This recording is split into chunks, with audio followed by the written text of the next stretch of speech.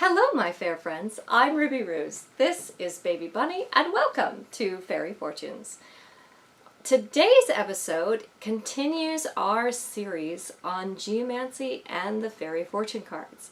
Now if you haven't seen our previous videos, I will link them down below. The first one is a longer video because I do go into a bit of the history of geomancy and that it was featured in the Renaissance. So you may want to watch those videos after this one or before. And for those of you who are new, thank you so much for joining us here on Fairy Fortunes.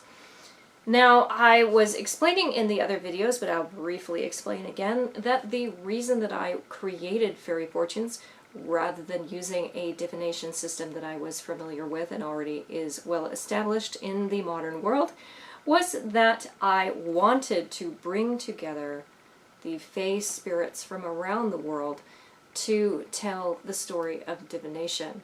Also, my magic as a fae comes from my music, and I definitely wanted to add in a musical component to my divination system. And hence, I created 16 fairy fortune cards that were based on geomantic figures. So the next two cards that I want to talk about in today's episode, the first one is Puella, the Peri. Now what's interesting about Peri as opposed to fairy with an F that's more common in modern times, is actually fairies of the Western world did not have wings until the 1900s. This was the time when Sherlock Holmes was being written by Sir Arthur Conan Doyle. Sir Arthur Conan Doyle was a researcher of fairy creatures, and so it was during that time period that Western fairies suddenly sprouted wings. No doubt because the fairies from Persia were seeking to broaden their horizons and look for new and interesting homes. A lot of the stories that you will hear and see in fairy traditions from around the world is that the fae suddenly left humanity and have been gone. Well, I've got news for you. We never went anywhere. We've been here the whole time. So we have traversed the world. We are often indigenous to certain areas, but just because we are in one area does not mean that we won't pick up and fly to another one. So it is the fairies from Persia that are the winged fairies. So the Peri is a very volatile creature. She is attributed with the storms. She will bring on the storms. She is also, in her fairy lore, is probably where the modern concept of iron and fairies not liking iron comes from, because the best way to capture and, well, I wouldn't recommend it because you wouldn't necessarily want to cause ire to a fairy, that is for sure. But if you can trap them and keep them in iron cages.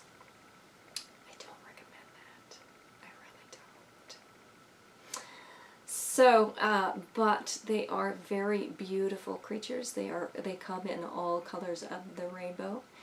And so with the geomantic figure of Puella, is that energy of Puella really resonates with the Peri fae creature.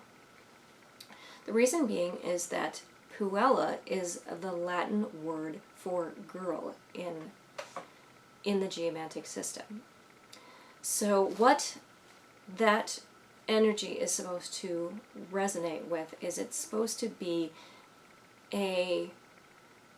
Puella likes to be receptive. She's very welcoming, is trying to bring people together. That's often attributed as a very feminine quality, is the idea of bringing people together. But another quality that is often associated with that feminine energy is a kind of fickleness. The idea that one moment Puella is perhaps happy, and in the next moment, without any warning, Puella can then be bringing on the storm clouds. and that is attributed to a very feminine quality. I'm not trying to be sexist here, I'm just explaining what the energy and ancient divination system of geomancy meant to say with the word Puella. The idea is that Puella is very volatile. She is a welcoming character on one hand, but you're never necessarily going to know where her feelings might lead later on. And so the best way to describe that energy is with the song that I wrote to go with Puella the Peri. Puella the Peri appeals, but always she changes her deals. She's fickle and feigned, but hardly restrained. You'll never predict how she feels. So the song is very indicative of that changeable nature of Puella. She can be a very lucky charm in a divination with geomancy and the fairy fortune cards, but she also suggests that there is a volatile nature underneath, and so the idea is to be happy and yet wary at the same time. The geomantic mathematical representation, I was explaining, especially in the first video, but also in the second video, that geomancy is largely a mathematical system. And here is the mathematical representation of Puella. The geomantic figures are based on a binary mathematical system. Each of the 4 lines is either 1 or 2 dots. And so Puella is here. The idea is that women tend to, their upper body is usually the part of the body that they like to showcase. And so the 2 dots are featured on top, which is indicative, trying to showcase that feminine energy. Or if you think about it, think of those 2 dots as my wings, and that is how you would remember Puella as the mathematical representation. The second card that I would like to talk about today in our episode is Rubeus the Redcap. Now, as I was talking about, Peris are from Persia, and actually Western fairies did not have wings until the 1900s. The Western fairies before that time were more like Rubeus Redcap, or as I talked about in the first video, Puera the Puka, very volatile characters, and they did not have wings. So here we have Rubeus Redcap. He's a little bit of a terrorizing fairy, at least he's supposed to be. So the idea with the Redcaps is that the reason, are you ready for this? Viewer discretion is now advised. The reason that the Redcap's hat is red is because they color it with the blood of their victims. So you wouldn't necessarily want to meet a Redcap on a dark corner and dark night. Now that does sound horrible, I'm sure, but Rubeus, like all of the geomantic reading cards, are not necessarily bad.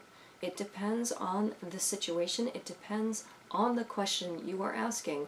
And what Rubeus represent is sometimes we need a little bit of aggression. Sometimes we need to be angry. And so the Redcap is there to show us when we are able to put forth some of that righteous anger. Now that isn't always the case, obviously. Sometimes our anger does get the best of us, so once again, divination, especially in the fairy fortune system or in geomancy, is very, very personal to the question at hand. So the music that goes with Rubeus Redcap. When Rubeus Redcap appears, he'll force you to face darkest fears. There's danger ahead, but go forth in dread, or live your regret in arrears.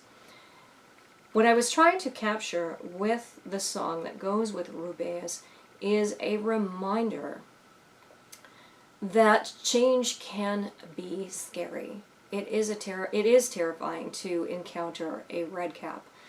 But sometimes one of the things, in order to move forward in our lives, sometimes we must let go of something of our past. And Rubeus often comes forth in a reading when to signify that time when we are holding so desperately on to our past that in order to move on and embrace new opportunities for the future, that it's time to allow Rubeus Redcap to take his knife and cut it away from us. And yes, it is horrifying, it is somewhat gruesome, but it is something that needs to be done. It's almost a surgical strike when it comes to Rubeus. And so the mathematical representation of Rubeus is 2 dots on the top, 1, 2, and 2. And to remember Rubeus is that he looks like a bit of a cup that has been turned upside down, signifying that you want no more to drink and that you are going to be getting up and moving on. So I do hope that you have enjoyed this part of our series here in Fairy Fortunes describing Geomancy and the Fairy Fortune cards. I hope you will tune in to our future videos on this series. If you do have questions about previous cards or the cards that I featured today, I hope you will leave us a comment in the comments below. And I do have more information on Puella and Rubeus Redcap on my website. That is www.fairyfortunes.com. If you look under our blog section, each one of them has their own blog post. And I do try to make new posts on these fairy creatures on Tuesdays. So please check each Tuesday on the website to see if there is a new card featured. Also, on the last video, I was very excited to announce that if you are interested in learning or meditating more on these characters, I do have a coloring book. Coloring is a very wonderful meditative practice. When you meditate on a divination system, it tends to give you further insight on that card and the energies associated with it. So I have created this coloring book to tap into that creative process. It features all of the 16 fairies that are featured in the Fairy Fortune system, and this would also be an interesting and creative meditative system if you are trying to practice Geomancy. So this is featured on our website. You can purchase one of these from our website for $15. Thank you so much for joining us today. We'll see you again on our series, and until next time, have a fairyful day.